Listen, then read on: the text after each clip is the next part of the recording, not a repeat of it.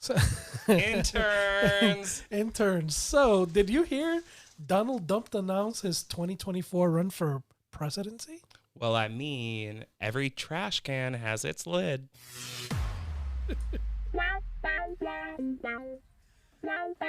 Welcome to GayTalk 2.0, the ultimate podcast for your dose of dish.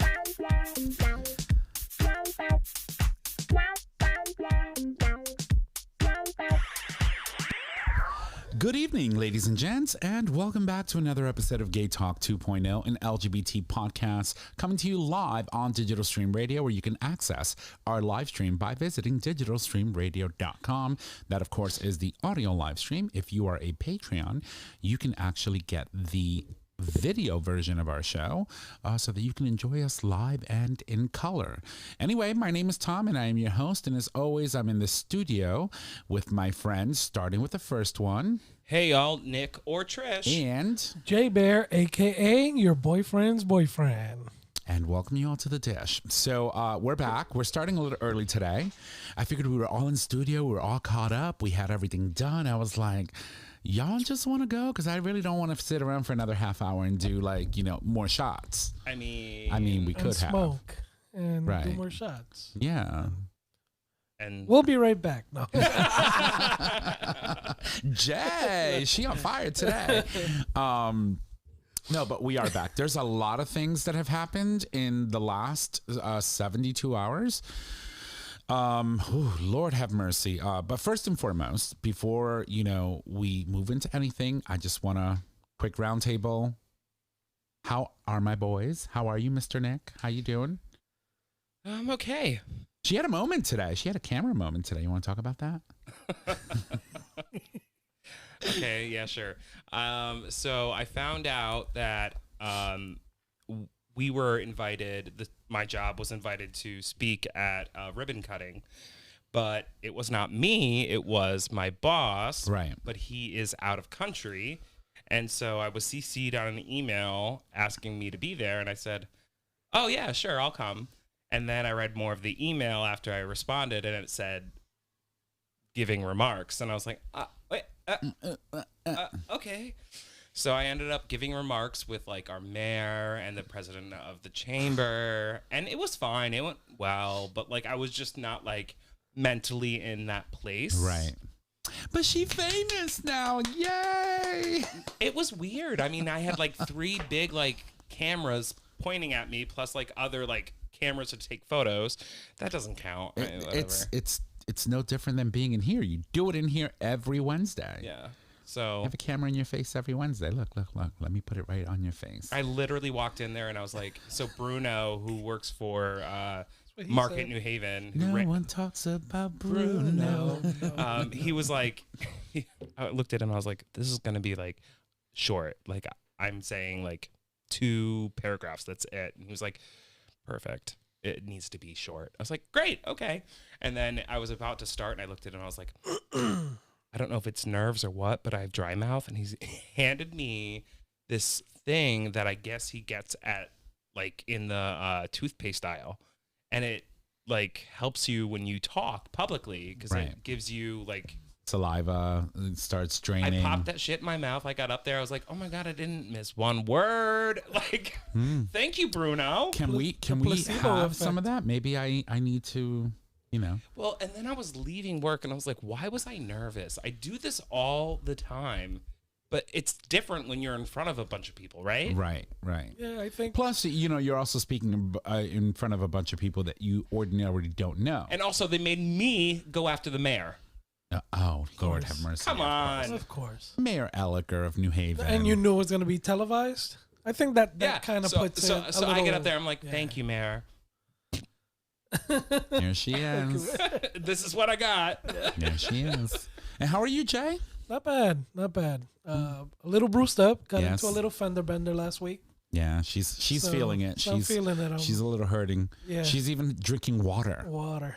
I mean, she's on water, which is sad. Yeah. But, Water and but we and understand. aspirins, but wasn't major. I mean, as far as vehicle damage and stuff, it was Right. on a company vehicle. But a few days after, I started feeling all the aches and pains. So I'm dealing with that now. Well, hopefully, it's nothing serious, and you'll be able to recover and absolutely not walk in here halfway bent over, like you're looking to get banged. So, got banged then, not the way I wanted. So I went kind of glamping this weekend. What? Glamping. Speak. So my friends and I, after last week, I had a really rough week. We decided we wanted to go away, so we rented a cabin in the woods. And it was beautiful. There was a hot tub. It was literally in the middle of nowhere. Nice. And it was so relaxing. And then I realized halfway through the trip how old I am. Because what we did was we got there, we went shopping. We spent about $200 in like groceries, like steaks and like different things. We cooked every meal and watched like no TV and played Yahtzee and sat in the hot tub. Oh, she old. And I was like, wait a second. No, but if the hot tub is involved, I mean, that could be reason enough to skip TV. Right? Like I could see myself. No, I know, but like I was like, I'm not gonna pay for it. I only packed sweatpants and sweatshirts. Like I'm old. You're in a cabin in the middle of the woods with a hot tub. What else do you need besides Nothing. like sweatpants? It was amazing. That's awesome. Like it was such a great time. It was amazing. Oh, good. I'm glad that you have fun. Mm-hmm. Where you go? Vermont? No, we went to Colebrook, Connecticut. Oh, you didn't even leave the state. Nope. I mean, we basically did. Oh. It was like I mean, you, maybe. It is boonies. Yeah. I mean, it is Boonieville. It was beautiful. I was like, oh, okay. And boonies meaning like way outside of like civilization. So that's basically what we mean by that. Wow. But that sounds like fun. My mom's birthday was yesterday, so happy birthday, Mama. We love you. My real mother. So she wanted to gamble. So I took her to the casino. I went to Foxwoods, and we went to 2 different bingo sessions. Wait, did you win? No. I never win in casinos. Never. But did your mom? No, she won $50. Okay. Hey. So I'll take it. She was like, I need 62. And I look up to the board. I'm like, Ma, it's on the board. Like, get ready to yell bingo. And we're thinking, oh my gosh, she just won. Because each game is $1,000 if you win, right? And except for the specials. And we didn't realize we were playing a special. So she ended up winning $100. She didn't know that. She thought it was she thought it was 1,000. So when the guy comes over and hands her $50, she's like, what's this? And he goes like, you won the special with someone else, so we split the money. It was $100, so you get 50 and they get 50. She was so like bummed that it wasn't the $1,000. But we'll definitely go back now that I know that they're doing bingo there. And the payouts are like huge. So one of the specials. Wait, but then you tried to leave. And then I tried to leave, but I'm not done yet. Hold on. So one of the specials there. So the first game, it's a what they call a progression game. So you play one game first, and then you play the second game on the same paper. And so the first game was like worth $300, and then the second game, if you make the letter, so in this case was the letter L, in 15 numbers or less. While they're calling it, you win $65,000. Oh, shit. If you win it with 20 numbers or less, it goes down to like $15,000. And then if nobody wins it with the 15 or less, then you go for the consolation prize of $1,000 for the game.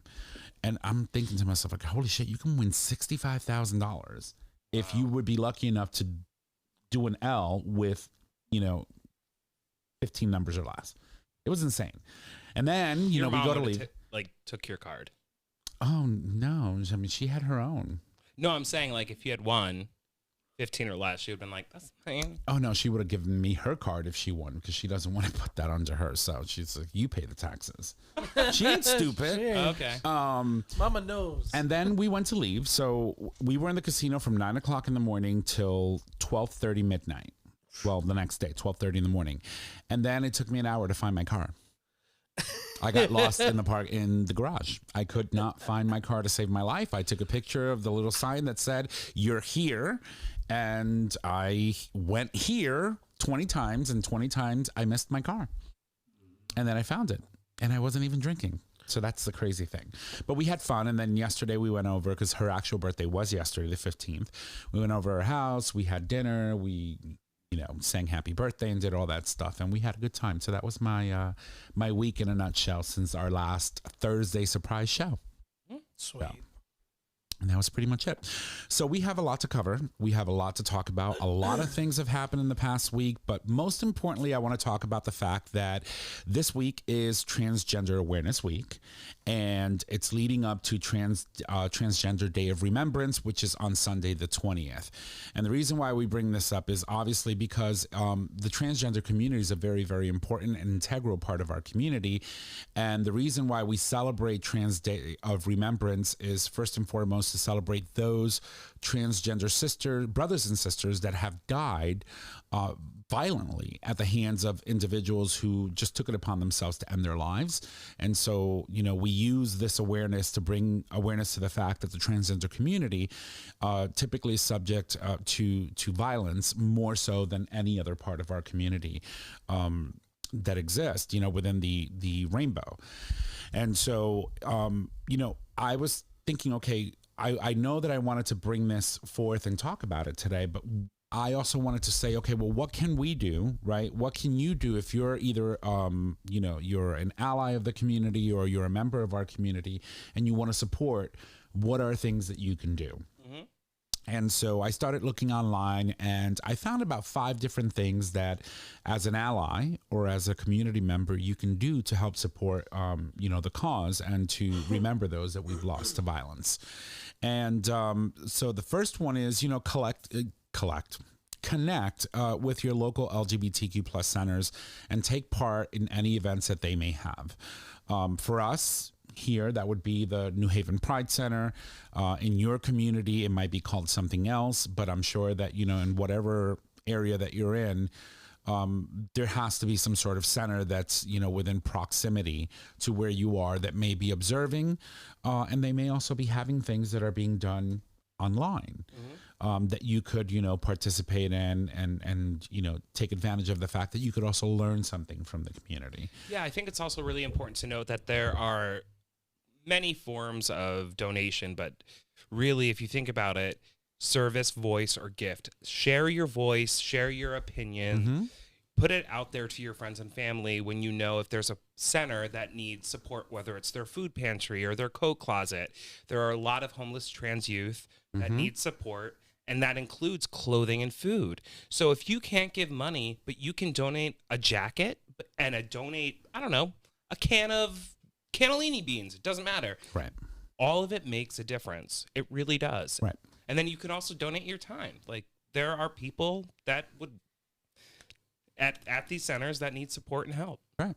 And, another thing that you can do, number 2 on the list, is spread the word about, Transgender Day of Remembrance. If you know that it is coming up, share it on your social media. Let your friends know, hey, this is happening. Would you be interested in, learning some more? Walk with me. Let's go together. Take a group, take your family. You can learn a lot, from doing and participating in a lot of the events that are going to be happening over the course of this week and up until Sunday. And then, as Nick mentioned, number 1? Yes. Number 2. Number 2. Sorry. If you have questions about the community, visit a reliable source page. Make sure that if you're trying to learn about the community, that you go and visit sources that are that have and done the work. For example, you can go to the HRC, do the Human Rights Campaign. You can do, GLAAD has a lot of great information on, transgender folks and that part of our community that you can learn from. And then there's also donating, as you mentioned. There's a lot of different things that you can donate to. Find a cause that supports, transgender people, transgender youth, and donate. It could be a great way for you to be able to participate. And finally, if you have an opportunity, look for and take in transgender media, right? It's you see a lot of people talking about it. You see a lot of news media covering, things that are happening in communities, etc. But one of the best ways that you can learn and also support with viewership is to seek out media, seek out people who are making media and are making content that are part of the transgender community. There's no better way to do that. I can tell you that, for example, Laverne Cox, she does a show on YouTube that you can watch for free, and you can go and learn and see all of the different people that she's had an opportunity to sit with and talk about her experience, their experience. There's a lot of queer media that's available on Netflix, for example, or some of the other all of the other providers that you could view and learn more about the community, which make it really a great way to show your support if you can't physically be somewhere. You can do so many different things. Yeah. And I think it's just, I mean, for an example, something that could be amazing that may cost a little bit of money, but if you're a makeup artist, look up your local center and say, hey, can I come for a day and just give people a tutorial if they want it? That would be amazing, right? Amazing. And they would feel so loved and welcomed and just, themselves. I mean, just think out of the box. There are ways to support outside of giving money. If you can't do that, obviously money is the number one thing you want to do, right? Every center needs it. Right. But at the end of the day, there are so many ways we can support the community, and it doesn't have to stem from our pocket. Right. And, a lot of centers actually have groups. Mm-hmm. That they, that come in and talk about their experiences, and it's very therapeutic. It's very good to be able to open yourself up to other people and talk about it. And some of these are open session groups where you can come in and, as an outsider and as an ally, just sit in and listen, right, and learn about people's experiences, and you get an idea of how they feel, how certain things make them feel. Whether they make them feel wanted, make them feel unwanted, make them feel unsafe.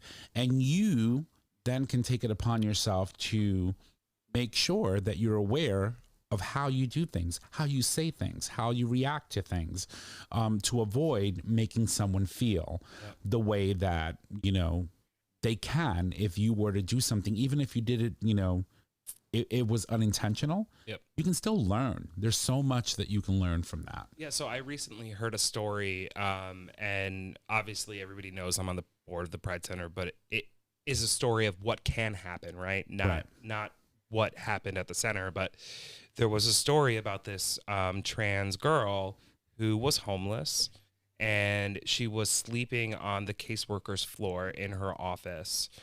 The food pantry was empty because they didn't have donations. Right. The clothing closet was empty, and she had nowhere to go. And the caseworker was working hard to find her a shelter, but she just couldn't. You know what I mean? So little things like just showing up and saying, hey, you know what?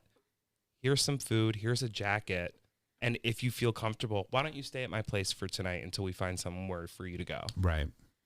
And that's important. And so one of the challenges, and this is true not only for transgender youth, but youth in general, is that when someone is underage and they're seeking for a place to stay, there's a lot of hoops and a lot of restrictions from different states and areas that prevent community services from assisting them in a way that they can provide shelter, right? And so if you are an individual that has a home and can welcome someone in temporarily while they find some sort of, safe space for them to be in. Or if you're a community center or a homeless shelter that can save a few safe beds. Right. That's it. Right. And that's the other thing too. I think that one of the things that we need to be doing as a society and as a community is understanding that there are complexities that exist for gay youth and trans youth that are not necessarily experienced by other homeless groups, and that require a certain criteria or certain type of space for them to feel safe. And I think that we need to work with government in our state to ensure that if we have facilities, that facilities have spaces, designated spaces for certain types of individuals, and especially those in our community. Do you remember when I was doing that leadership program in New Haven? Like, oh my God, this was like pre-COVID, like right before COVID. Oh my God, I don't remember anything prior to COVID. Well, it was a 6-month program, and part of the program was we had to partner with another nonprofit and help them out with a project. Right. And one of the nonprofits was a homeless shelter out of Milford or Orange. I can't remember at this point. But they were pitching their idea, and my first question was, how many beds do you have for the LGBTQ plus community? Right. And they were like, we can't say that we have any safe current beds for the community, but it's something that we are dedicated to and working on. Right. And while I didn't choose that charity to work with, their response, I was proud of them. And now they do. And they have been working on it. Right. And I feel like that should be an initiative for any homeless shelter, especially youth homeless shelters throughout the country. Right. Right. And I'm not talking about like, hey, listen, you need to segregate your population. But again, with our community comes certain complexities that don't exist.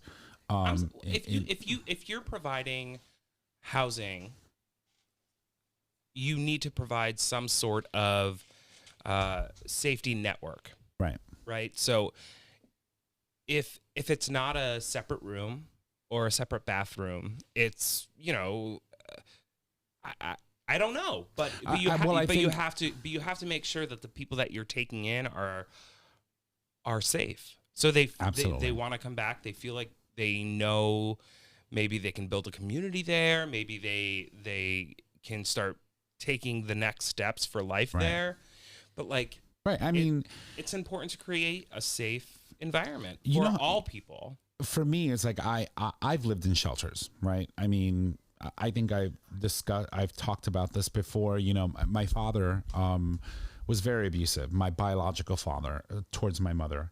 And on numerous occasions, we fled and we had to go into these, emergency shelters and just live in a room. My mother, myself, my brother, and one room, right? And we had to figure out how we fit in that dynamic. And so from experience, I can tell you that one of the worst feelings that you get is walking into a room of strangers and not knowing where you're going to, fall. Lay your head, where no one is going to steal your stuff, take your belongings, or try to do something to you. And it's very alarming. It's very disturbing to think that even in spaces that are meant to keep someone from having to sleep in the elements, that this could happen, right? I mean, I think all of this is to say, there are so many ways to give. Right.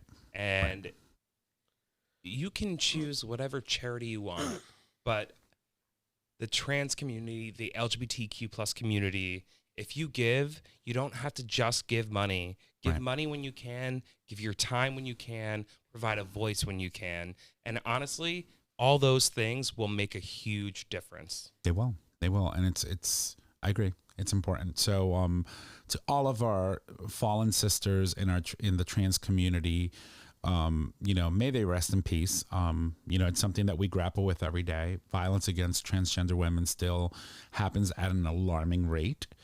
And there's a lot of things that need to be worked on. And, one of those, for example, is the amount of underreporting when it comes to transgender deaths, right? Like when there is a murder of someone who happens to be part of the transgender community, they don't report it as such, because typically what they will do is they will take the person's dead name, and that's what they use as a means to report statistically what that death was related to, right? And so there is a huge number of people who pass away or who are murdered in the trans community that go unreported because our own law enforcement refuses to update policies, to start thinking about ways that they can, start reporting statistically. It's, you have... And the law. You have states that are now allowing people to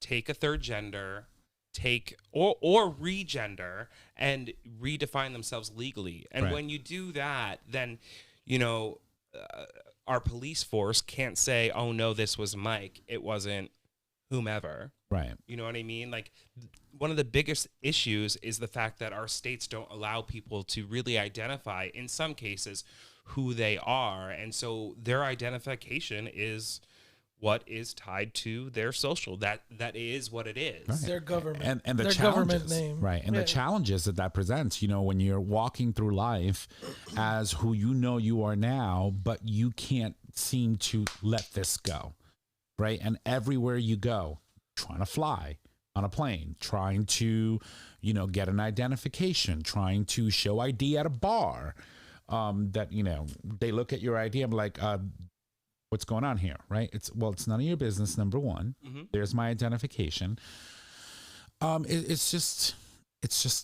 It's very rough. And so we as a community and people, allies, don't need to make it any harder than it already is.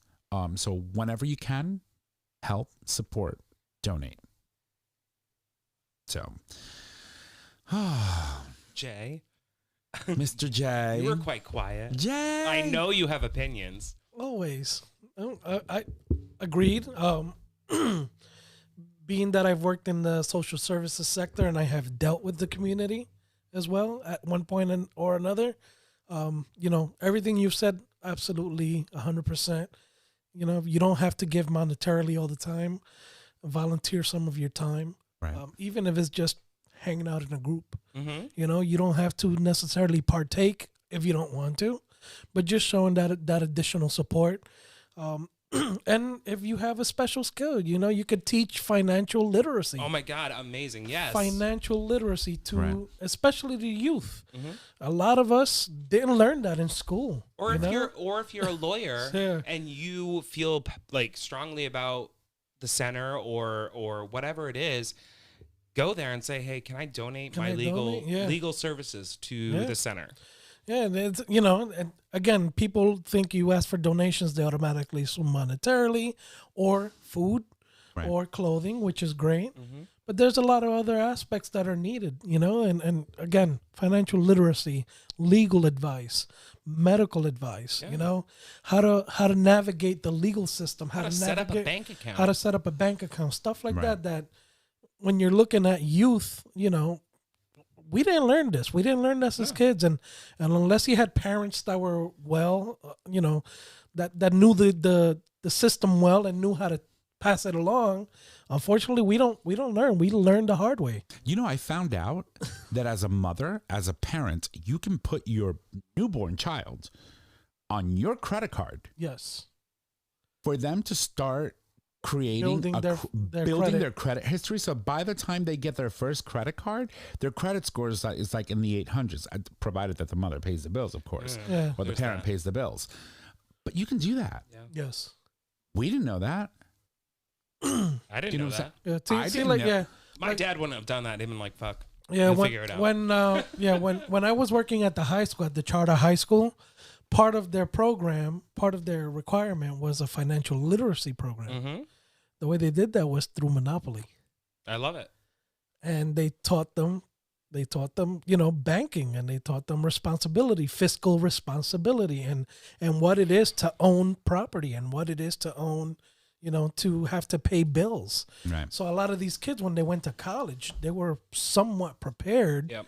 for expenses that they weren't expecting. Right. You know, because when I went to college, you know, like, oh yeah, you need to buy this book. It's $250. I was like, what the fuck? I was like, I ain't got that kind of Who money. yeah, I can barely pay the bills. What do you mean $250 for a book? Right. You know Yep. what I mean? And that was in the heyday of fucking Amazon. That was when you could buy your books. Right. And you know the thing, you know the crazy thing is that, you know, a lot of people when you apply for FAFSA, right? And that's the Yeah. Yeah. where you can get a Financial student loan. assistance, yeah. They send you the money once or they pay, right, the money once you provide a passing grade. Yes. And then what often happens is you get that money and you saying to yourself, okay, I have bills to pay, so I'm going to use this to pay bills. And then eventually when I'm done with school, I'll start paying this back. Yep. right? When you can take that chunk of money, just throw it right on your loan. You can immediately pay, like, once you get your money, start paying off your loans with the money they're giving you. But most people can't do that because, as we know, it's very hard to have 5 courses to take, go to school full time, and maintain a full time job to be able to like pay your bills and have a place to live. And it's disturbing that, that's how we have to do it in this country. Yeah. Yeah. So, continuing on the subject of trans awareness, I wanted to quickly mention a story about 2 individuals, 2 transgender women who were trans soldiers and are going to be retiring with a rare distinction. So we have 2 transgender soldiers at Fort Leonard Wood in Missouri are set to retire with a rare distinction. They transition fully while on active duty and will be honorably discharged with full pensions. Open transgender service in the military is becoming more commonplace and accepted, but the number of those who are honorably, why am I having a hard time saying that word? There. Discharged into full retirement and transitioning while on active duty remains low.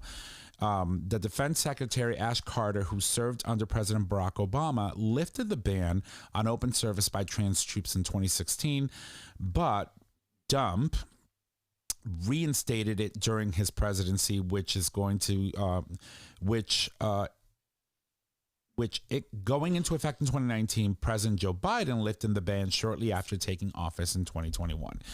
And I think it's great. So let's see here. Say we are forced to ask ourselves whether we want to deny who we are and serve in hopes that one day things would change, or whether we should wait to serve entirely until it did change. And that's basically what Army Staff Sergeant Ilaria Stanley, a trans woman stationed at Fort Leonard Wood, who would retire in February, said to the press. Stanley and also Army Sergeant First Class Kinsey Maxfield, also a trans woman, both participated in Fort Leonard Wood's Retiree Appreciation Day celebration last Thursday, with Maxfield being eligible for retirement or planning on retirement officially as of the 31st of December.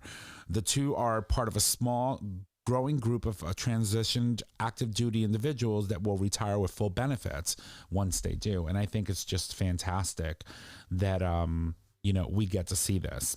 And it just makes me think about some of the people that we've had, some of the guests that we've had. Like Lindsay, was it Lindsay? No, Lindsay Pembroke? No, it was Who are you talking about? Oh God. We had a guest on the show, and she was in the Army Reserves, and I'm blanking, but she travels now and kind of teaches like what it looks like to transition in the Army and how to handle it to those who don't quite understand it. I'm blanking on her name. Me too. And I know him too. I know the name, and that's the sad It was part. a long time ago. No, it was. We've been doing this show for a long time. We're going on 7 years in March in 4 months. Oof. Isn't that crazy? It is time, everybody. No. Oh God. Oh, I know. Allison. Yes, Allison Hale. Yeah, thank you. And Allison really, she came on the show, talked about, her experience, what she's doing now. She's been doing a lot of work with Yale, and doing a lot of public speaking in regards to her experience and how, she's been able to maneuver not only her transition, but also being, still working and being active in the military. And I think that's wonderful. So congratulations to both of these ladies. And of course, Allison Hale as well. And we're going to move on. Are we going to take a break, or are we just going to go through? Oh, crap. It's like I'm trying to... You're on fire, but you need a minute. I'm trying to get my mouse away from my iPad. It's a little weird, so I don't know when this happened, but apparently Apple now has this thing where it's like a one device for everything. So if you have your iPad next to your computer, you can actually transition your mouse right onto your iPad to control whatever's on your iPad. or use your iPad as Well, a separate screen. So what I would say is until you figure out how to make it work, don't do it while we're live. Well, no, because I'm doing this to the mouse, and all of a sudden it jumps over to the iPad, and I'm like, how do I get it out? Go the opposite direction because clearly it's mirroring incorrectly. It didn't work. It didn't work. All right, so being that we do need to take a break, we're going to do that. And when we come back, we have more Dish. Be right back.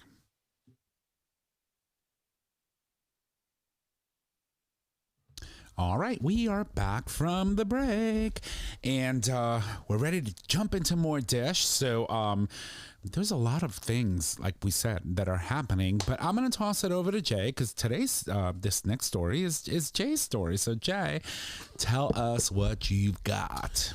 New York's oldest gay bar may soon get a landmark status. Yes, that makes me excited. Contrary to popular belief, it's not Stonewall. Right. Well, Stonewall's already a national landmark. Yeah, but right? It was designated by President Barack Obama. I love that man. Absolutely. But So why don't you tell us what you have? a bar since 1864, known as Julius, was thrust into the forefront of the gay rights movement in 1966. Thrusted. Right? What a Literally. harsh word, right? Well, it's choices are really amazing when they choose the right words, right? But think about it. That was 3 years prior. before Stonewall. the event of Stonewall, Yep. which is known by many as the catalyst for the modern liberation movement for the LGBTQ plus community. Yep, and basically activists staged a peaceful sip-in. A sip-in. Yes. Something she would do. Announcing they are homosexuals and asking to be served. So it's great news, you know, that a lot of these can landmarks. we expand on that? Asking to be served. Do we know why they were asking to be served? Well, let's see. I mean, I know. Yeah. I know why. You know why? Well, I don't know. I didn't read the whole story yet. Well, no. No, So I know that back in the 60s in New York, it was illegal to serve anyone that was considered to be mentally ill. And members of the community, whether you were transgender, Labeled, you were yeah. gay, they were labeled mentally ill. And therefore, it was illegal to serve them alcohol in a bar. Hence the sip-in. Continue. Oh, boy. And so located in the heart of Greenwich Village at West 10th Street and Waverly Place is where Julius is located. The manager, Adam Garcia, said that being in the bar is like being inside a living museum. The storied history that has taken place there is on full display in photos on the wall. Now there's an effort to preserve the history with an official New York City landmark designation that is one step closer to reality for the legendary establishment. Which is great. Yeah, so I mean it's awesome, and then they show some pictures on the. There's a video. Is it a video? Oh no, that's the Battle of Stonewall. Okay.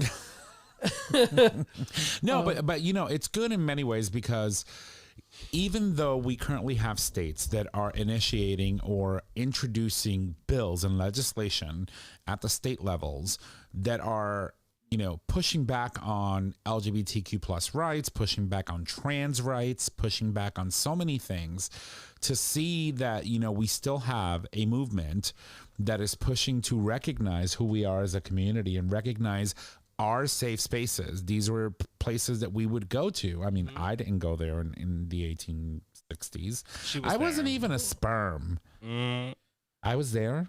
Maybe. I'm a vampire. Or a dinosaur, one of the two. Well, she's girl. nasty. It's also kind of cool because we have had the conversation on the show about how gay bars are kind of dying. Right. Yes. And following the pandemic, I know that we have lost a couple. We've gained some. But the reality is, because in states like Connecticut, like New York, like California, people don't feel the need to have that space anymore. But the reality is, I personally think making something a landmark and making something so historic is so important, because the reality is we did need that space. We did. And some people still feel they do. Right. Yeah, and we tend to forget that, you know, not only is it just a social space, right, for you to gather with friends and people that are alike, but there's also been some great organizations that have been formed and have started, that have their roots are based out of A great example, Partners in New Haven. Mm-hmm. That's where AIDS Project New Haven started, in their basement. Yep. That's where their meetings started. Right. So, that you have to realize that sometimes a lot of this stuff isn't always mentioned in the articles. Right. When I was an intern at Actors Theater of Louisville, one of the first things Say that again. Actors Theater of Louisville. Louisville. One of the first things I learned was we have production meetings weekly, but all the decisions will be made at the end of the day in the bar. You're right. But and that it's important to also note that while you mentioned AIDS Project New Haven, it's an organization that still exists, but now it's called A Place to Nourish Your Health. Yes.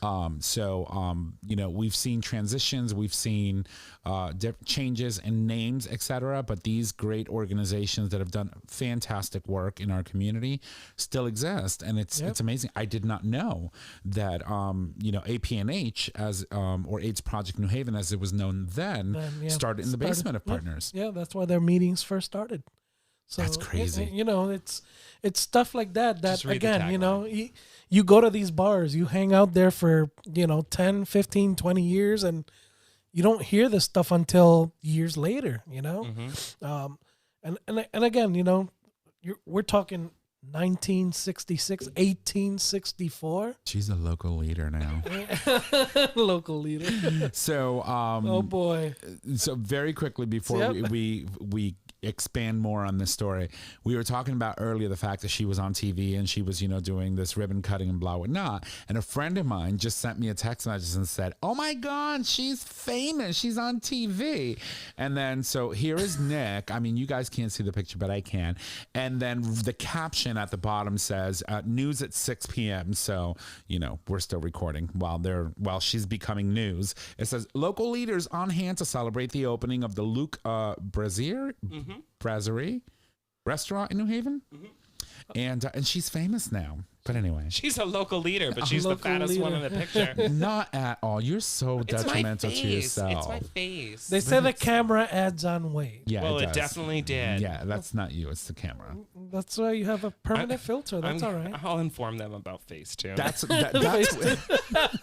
That's why she literally prohibits me from focusing in on her during our broadcast. But anyway.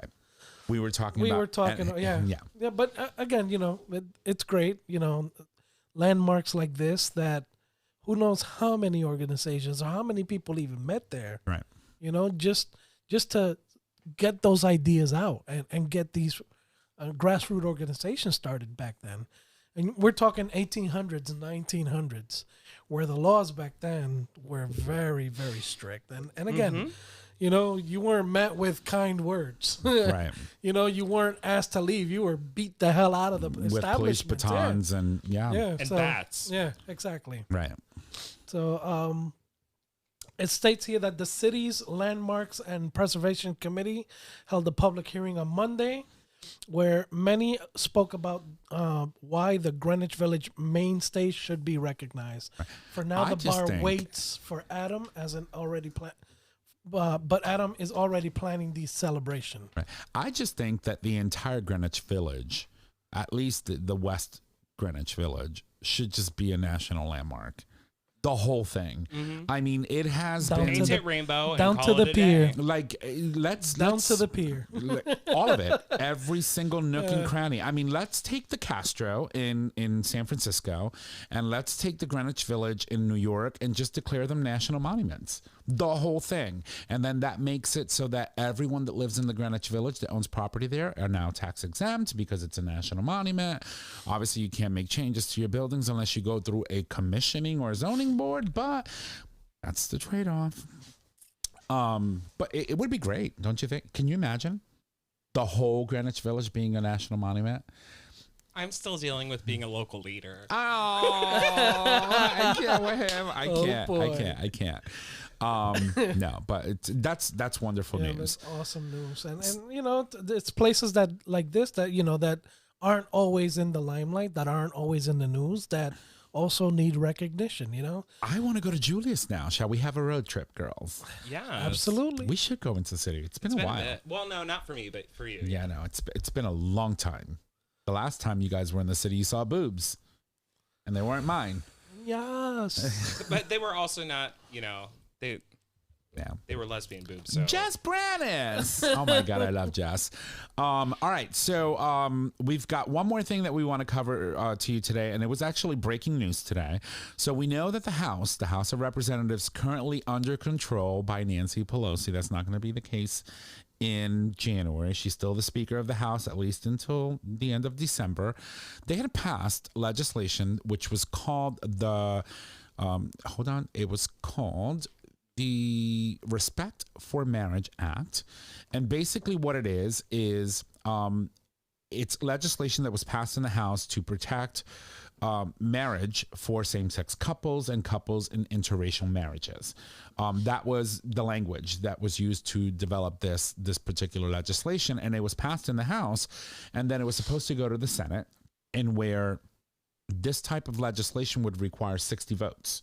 Right, because it's what they consider something that is, it requires what they call a filibuster. Right, you need 60 majority. You need 3/4. Not a filibuster. A filibuster is different. Well, you can filibuster. You can filibuster. Right. It requires a conversation. It requires the majority of the House, 3/4 of the House, to agree to pass the legislation. And a filibuster would hold it up. Right. So they weren't sure at that point in time, then in July, if they had all the necessary votes in the Senate, right? Because we have two chambers. We have the lower chamber, which is the House, the upper chamber, which is the Senate. So what they did is they said, we're going to postpone the vote in the Senate until after the midterm elections. Well, elections are gone. Elections happened. And we have the votes. We have the votes. So the Senate actually took what was called a procedural vote today. Basically, it's just a test to see if they have all the votes they need. And they actually got 62 votes to move this into what they call now a process of discussion, right? They bring it to the floor. They start discussing, proposing amendments, etc. But they got 62 votes, which means that 12 Republicans signed on to bring this to the point where now it can actually be discussed on the floor. Mm-hmm. I think we also need to take a moment and honor the Republicans who voted for the bill. Well, for the bill to move forward. Right. So that was Roy Blunt from Missouri, Richard Burr, North Carolina, Shelley Moore of West Virginia, or Shelley Moore Capito of West Virginia, Susan Collins of Maine, Joni Ernst of Iowa, yeah. Cynthia Lumens of Wyoming, Lisa Murkowski of Alaska, Rob Portman of Ohio, Mitt Romney of Utah, Dan Sullivan of Alaska, Tom Tillis of North Carolina, and Todd Young of Indiana. So interestingly enough, while all of this was happening and while we were waiting for news as to whether or not this was going to hit the floor, the Church of Latter-day Saints, which is predominantly the Mormon church, came out in support of this bill, in support of marriage equality, as long as it didn't force them to do things that would go against their faith. And in essence, okay, we support marriage equality, just don't force us to do it in our church. Well, I mean, there are still plenty of churches where, right, while it's legal in America, you can't go. They won't let you marry there. But they wanted, these are some of the amendments that they're proposing that they're going to discuss now that this bill is going to hit the floor in the Senate before they approve it and bring it, make it law. And then they go through the reconciliation process, which means that once they work out all the kinks and they work out all of these requests, which I'm about to read to you now, the next step is called it's a process called reconciliation. So they take the bill that was passed in the House and they take the bill that would potentially pass in the Senate and they reconcile both bills to make sure that the language matches, right? And once they do that, the bill is passed and then it can move to the president for signature and obviously for adoption and making it law. So here's some of the things that they proposed that they wanted to make sure that was, included in the bill.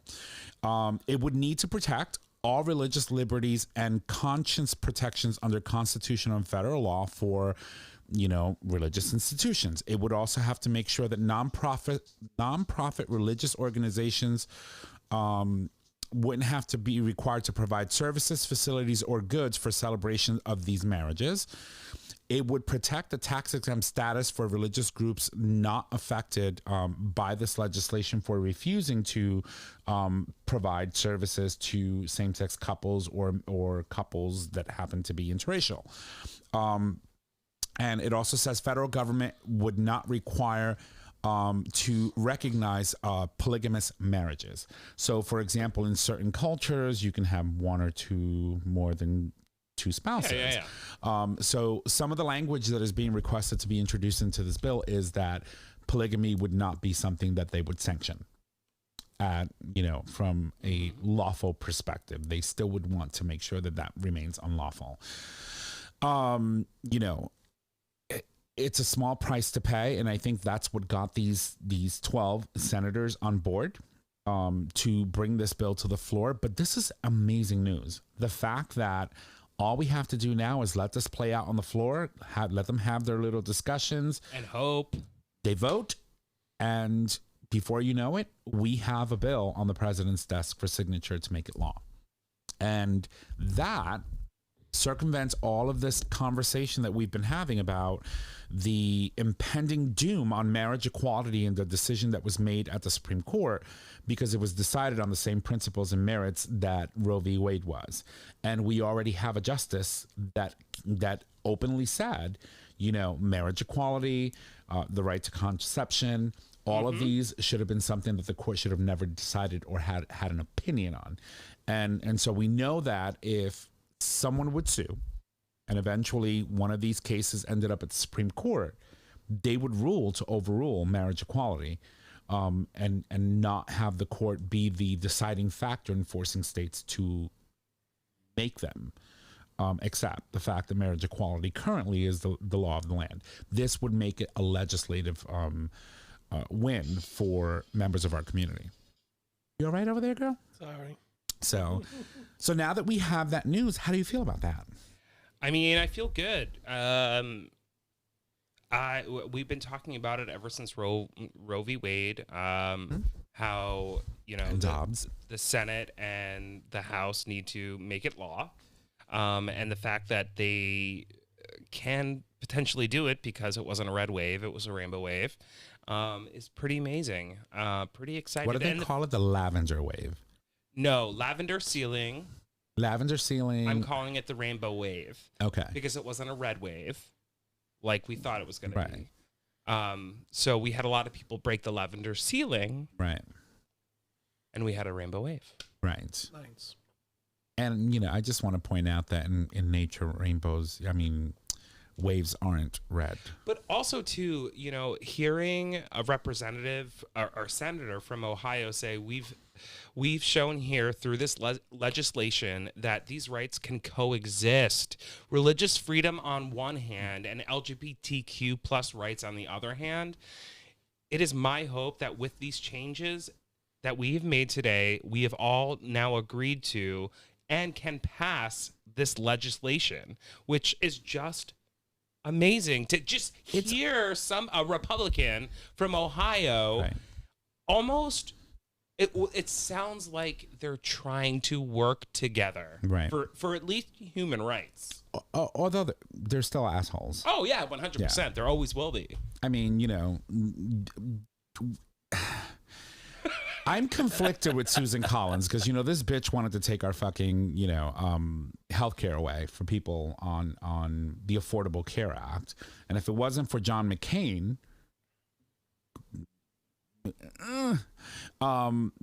thumbs down during that whole procedural vote, which killed the bill that would have made Obamacare, or as it is known, the official name, the Affordable Care Act, they would have overturned it. Some of these assholes would have gotten away with that if it wasn't for John McCain. And, when you think about Lisa Murkowski, they might thresh, or they might, how would I say, hover on the line of, yes, I'm a Republican, but I'm somewhat, supportive of certain things. Her and Lisa Murkowski and what's her face from Maine? Oh God, I can't even say her name. Susan Collins. They've done some shady shit for the American people and also for our community. So, it's like, I hope that this is you on the path of doing right by others. But I want to go back to what you said, right? Hearing somebody say that we can coexist. That's all we've ever wanted, right? I want to be able to be me and you be you. And I'm not going to hold against you the fact that your religion says, hey, I am not worthy, but I'm not going to allow my government to tell me that because of your beliefs, I can't have rights. Yeah, I'm like, be a Mormon, live your life, whatever. To you. Be whatever you want to be. But the fact is, I feel like we should all have the right to the same thing. Right. To exist, to be able to live our lives free of fear and being persecuted just for who we love.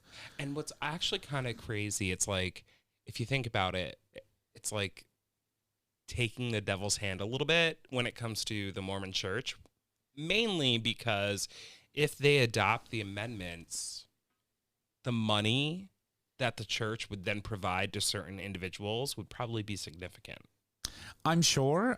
Listen, there's got to be, I know that there's got to be some agenda here. Oh, yeah. But the fact that the Church of Latter-day Saints, the Church of Jesus Christ of Latter-day Saints, is the Mormon church. Yeah, you got the it. fact that they literally publicly stated that they're in support of marriage equality is a huge thing. I mean, we cannot understate how big that is. Well, I also wonder, it's like, how much money did they pour into people that were fighting it? Now they're probably finding a way to be like, you know what? As long as we're protected. Right. And I'm okay with that. And there's always been a separation of church and state. Like, Right. Can we lean into that, America? Like, can we acknowledge that, America? Like, Soapbox. it's fucking time that we Soapbox. acknowledge it. Soapbox. Like, but I think that's what they're doing. They're acknowledging something. They're like, just make Right. sure that we're protected and that our rights are protected with the separation of church and state. Right. And then do what you need to do for the American people. Right. And now only if the Catholic Church would come out and do the same. It's sad that, They've been so like wishy-washy and back and forth about about a lot of things, but and what pisses me off the most about the whole thing with the Catholic Church and their stance on marriage equality and their stance on our community, period, No, Tom, tell us. is the fact that, here we are having all these fucking assholes who are being brainwashed into thinking that fucking drag queens are going to be raping and molesting our children, and therefore we can't have story time with drag queens, when statistically speaking, your children are a lot safer in the company of drag queens than they are in fucking bishops and people and clergy from the fucking church, the Catholic Church. Yeah, not to make light of it, but like, let's think about it logically. You know how long it would take them to get all that off to do anything to your kids? I mean, A long time. that's a lot to take off. Mhm. But that's not the point. The point is, it's like, when was the last time you heard of a drag queen molesting a child? Well, when was the last time you went to a drag show and didn't have fun? It's always fun. It's always a great time. But seriously, like, tell me, I want someone to send me proof, evidence of a drag queen molesting a child. When was the last time? I can't think of not one instance, but I can tell you and I can count. I don't even have enough fingers to count how many times someone in the clergy, someone in the Catholic Church, a priest, someone that serves in that capacity or in a capacity to be in a church has molested children. Countless times. And the church hides that shit. I don't want to hear it. I really don't. But anyway, it's about the good news. It's about the fact that we're one step closer to making sure marriage equality is truly, legislatively, the law of the land. So, Absolutely. hallelujah.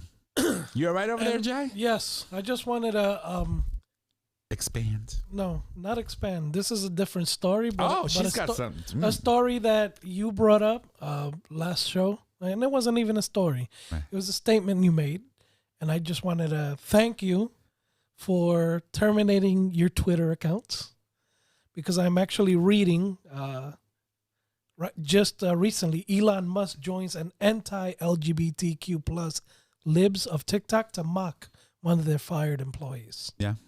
So They fired 50% of their staff. 50% of their staffs. It's insane. So I guess they were mocking one employee who had gone on to voice her opinion about how unfairly they were treated. Right. And the fact that they were fired. Exactly. Yeah, no, I terminated both Twitter accounts. I was like, there's no good call room. on your part. Yeah. Because you could see exacly what shit's going on with Yeah, this. there's just no room, or at least there's no place for a show like ours, who is an LGBTQ show to be participating or supporting a platform that doesn't allow for, safe conversations and safe spaces for us to be able to express ourselves, in a sense that won't then, be sanctioned by the owner of Twitter for people to come and attack and not have it be considered hate speech or none of that. It's just ridiculous. And I was just like, we don't have time for it. And so I closed the Twitter accounts, all of them. Yes, I did. But you're welcome. Now. You're welcome. All right, so we're an hour in. It's been an amazing show. A lot of information. We covered a lot today. I deleted my Twitter. I'm proud of you. Done. I already closed it. Yeah. It's done. Yeah. Your account's been deactivated. Yeah, you got 30 days to, decide whether you want to change your mind. But as long as Elon Musk is there, I was like, fuck you. Because you know what? Now that Tweedledump has announced that he's running for president, I can guarantee you within the next 30 days, he'll be back on the platform. Because, honestly, his other platform, the one that he opened. Tanked? And it's tanking? It's tanking like crazy. And poor Devin Nunes left the fucking Senate to go run that shit. Remember Devin Nunes? No. He's one of the senators that was, against impeaching Trump back in the day when that happened, the first impeachment. Yeah. Anyway, it's tanking. And that makes me happy. Just like his whole career in life. Anyway.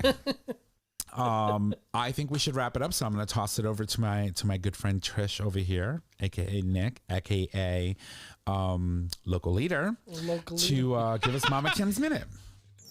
All right, everybody. Here's Mama Kim's Minute. Number 1, trans woman who won election shares heartwarming interaction with mother of trans son.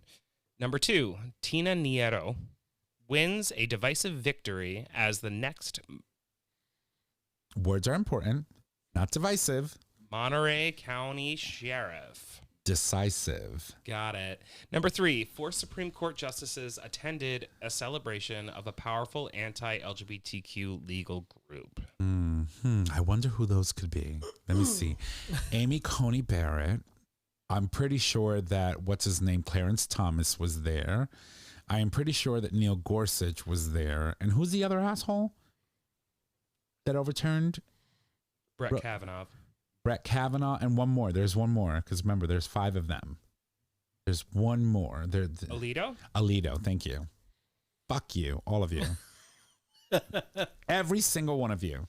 But anyway, thank you for sharing Mama Kim's Minute with us today.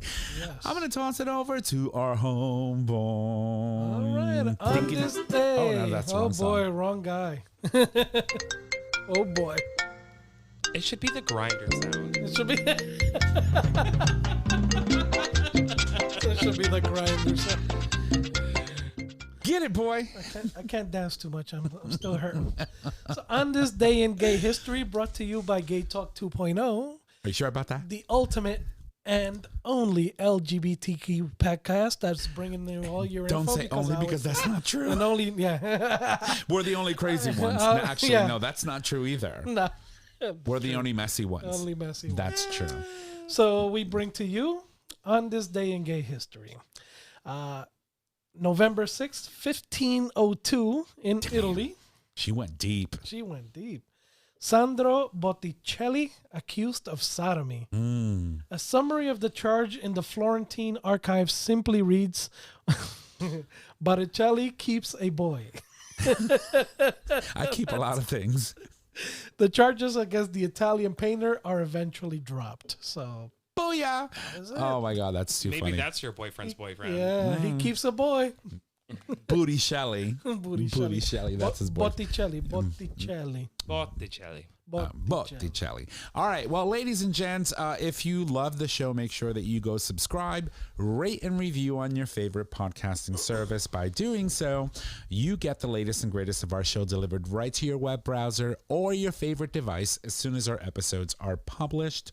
You can also support us on Patreon, which allows you, our listeners, to support the show with a monetary donation. Which can be in any denomination of $1 or more. What the fuck am I doing in the video? We can do. Oh boy. Anyway, and we love you for it. So thank you so much. And Jay, Next week, we wish you all a very happy Thanksgiving. We are going to be taking it off as we enjoy time with our family and friends and loved ones. And we wish you guys the best, and we are thankful for you, our audience. always and always. All two of you. Eat a lot of All turkey, two of you. eat a lot of everything, celebrate any which way you can and any which way you want. Yep. And we love you all. Trish? Oh, wait, no, it's me. No. Wrong button. Thank you, Nick. All right, everybody, get the future method today. Each time you clean out with water or enemas, delicate tissues are harmed and cells are damaged, increasing chances of injury and or STDs. This first-of-its-kind doctor-developed formula gently cleanses before you play without hurting your bum. Visit futuremethod.com to purchase your life-changing bum cleanser today. Yas Queen. Happy holidays. Absolutely. And as always, it is time to put a ring on it, Why are we putting a ring on it? because that's what I do. What's the ring for? Oh, For God. Do you support. not remember For this? support. For support. Oh, the cock ring. Cock Okay, ring gotcha. ring. Gotcha. See? Okay. It's all coming back to me now. It's like pissing into the wind. So coming back. Whoosh. And as always, our show is available on our website, GayTalk20.com, under audio podcast. It is also available as a free download on Apple Podcasts, Google Podcasts, and Stitcher Radio. All right. You can find us on social media, Facebook, GayTalk 2.0, Instagram, GayTalk 2.0, email at GayTalk2.0 at GayTalk20.com. I didn't say Twitter because you can't find us there, Tom. We didn't record that second half. Of course we didn't. I'm kidding. Oh, boy. Anyway, if you need to reach out to us, just head on over to our website. Click on the Contact Us tab, located at the top of the web browser. Interns. There you can leave comments, suggest topics, submit a question for the cast or an individual host, and you can also call us. Our phone number is 334-GAY-TALK, and if you need all those digits, it is 334-429-8255. Don't forget that we do stream live every Wednesday at some point throughout the day, and you can access that live stream every Wednesday by visiting digitalstreamradio.com. We love you all. Thank you. And y'all have a good night. Bye.